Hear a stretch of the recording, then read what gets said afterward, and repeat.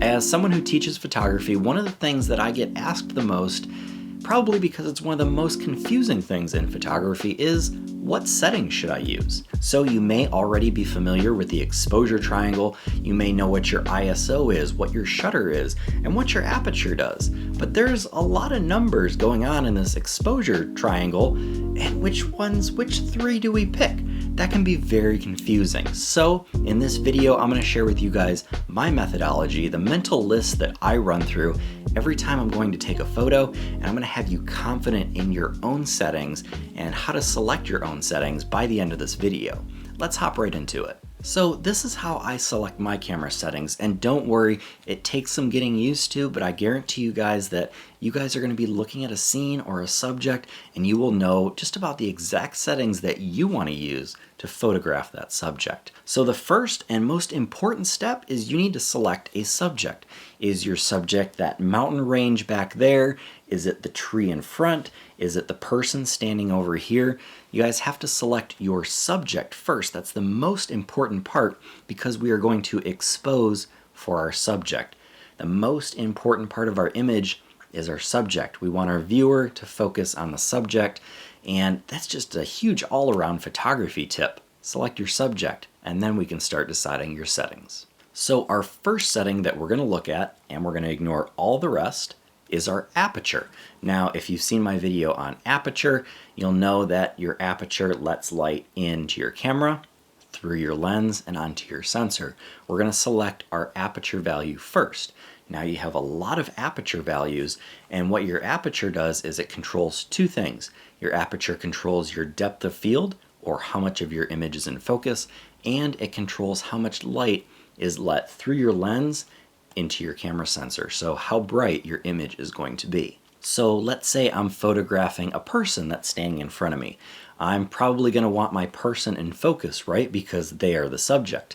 And maybe I want my background out of focus. I'm probably going to select an aperture that's pretty wide open, so it's going to be a low number like f2, f2.8, maybe even f4.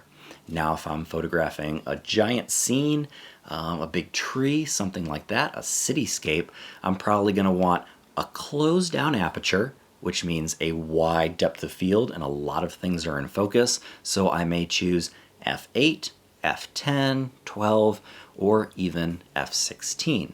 Now that is going to be our aperture value. Once we choose our aperture, we lock that aperture in, and then we can move on to our shutter speed. Now, your image may not be properly exposed yet. It may be a little too bright if you have your aperture wide open, or your image may be a little too dark if you have your aperture closed down. That's okay, we still have two more settings to adjust. Let's move on to our shutter speed. So the next thing we're going to set is going to be our shutter speed. And your shutter opens, lets light in, and then it closes. So we need to decide, are we shooting handheld? Are we shooting on a tripod? Are we shooting something that's moving like a train or still like a tree? Again, what is your subject of your image? So a little tip for shooting handheld is to use the reciprocal rule. And that basically means just 1 over your focal length. So I am using a 50mm lens right now, so that would be 1 over 50, 1/50th of a second. Some people recommend 2 times your focal length, which is 2 times 50, 1/100th, so 1/100th of a second for shooting handheld on a 50mm lens. So if, for example, you're shooting a 14mm lens, 1 over 14 is going to be your shutter speed. Now that's going to vary a little bit depending on how shaky or how stable you are. With a lot of practice and a lot of good technique, you can shoot very slow shutter speeds with longer focal lengths. But again, the reciprocal rule is something to pay attention to if you're shooting handheld. Now, if you're shooting on a tripod, your shutter speed can be just about anything. You can lock your camera down to a tripod and your shutter can be open for a minute and get a nice clean shot if you want to, because again, your tripod is not moving, whereas your hands and your body are shaking a little bit, and you will be limited on your shutter speeds if you use handheld. So for new photographers, I highly recommend using a tripod. I know they're big and they're bulky, but you have a lot more options when it comes to shutter speed, especially with night photography. The next thing we're going to think about when selecting our shutter speed is what is the speed of our subject? One variable in this equation that we've already taken care of is how much shake we have introduced to the scene and how much blur we have introduced. How much blur is our subject going to introduce by moving? Now, if you're photographing a tree, for example, or a mountain, it's been there for a million years, it's not moving anywhere, you can use a lower shutter speed. Maybe you use 1/10 of a second, a 20th of a second, maybe you use 1 second. Whereas if we're photographing a train or a car driving by, I may want to use 1/500th of a second, 1/1000th of a second, so I get that moving object nice and crisp. And to summarize shutter, the longer your shutter is open, the more things are going to be blurry. The shorter amount of time your shutter is going to be open, that fraction of a second, the sharper your subject is going to be. Our ISO is going to be the last or the third thing we do, and it's going to be our final brightness adjustment on our image. And just remember your ISO as that being your final adjustment. Your aperture is already set. We've already decided what is in focus. Our shutter speed's already set. We already know how blurry moving objects are going to be in our focus. Now we're actually adjusting that brightness of our image with our ISO. And ISO can range on the low end from 50 to 100, which is not very sensitive. It's going to be kind of dark, not let in a whole bunch of light. Or it can be anywhere from 1200, 1600, 3200, 10,000, a million. Some cameras have a huge ISO range, but remember, when you bring that ISO up, you're getting a noisy image. So this is the fun part right here, and this is where it comes with a little experience and some practice.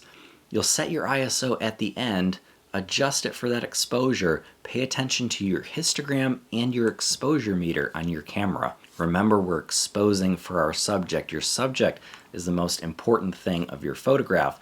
But when you're setting your ISO, we're basically bringing our camera into that acceptable exposure range for us, what we think is a good exposure. And we're going to set that ISO to make that final adjustment to our image. Our image may be very dark, so we need to bring up our ISO, or our image may be very bright based on our aperture and our shutter speed. So we may need to bring the ISO down to the lowest level. And you're really going to use ISO as that final setting, as that final balance to your image to get it looking just right. Now, here's a problem you may run into. You bring your ISO all the way down and your image is too bright. Or you bring your ISO all the way up, very bright image, lots of noise now, and your image is still too dark. Now is where you have to go back to the top of the equation, back to your aperture and your shutter speed, and decide if one of those can be adjusted just a little bit. Sometimes you have to sacrifice your creative vision just a tiny bit to make that image brightness worth it.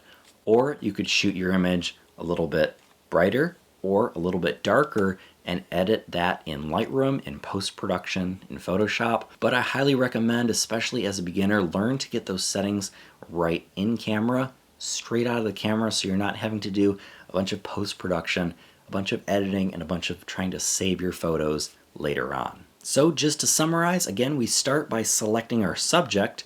We're going to select an aperture value for our subject. If we have a person, usually a shallower depth of field, maybe we want a huge depth of field. That's up to you and your artistic vision. Once we have our aperture locked in, we're going to select our shutter speed. What is moving in our scene? How long do we want our shutter open? How sharp or blurry do we want things in our image? And we're going to lock that shutter speed in. Lastly, to balance out our image, we're going to select our ISO. And remember, low ISO, low noise, dark. High ISO, you're going to have a brighter image, but you're going to have a lot more noise and grain. So I hope you guys feel a lot more confident. Again, it's always going to take practice. Go out, practice your aperture, your shutter, your ISO, selecting camera settings.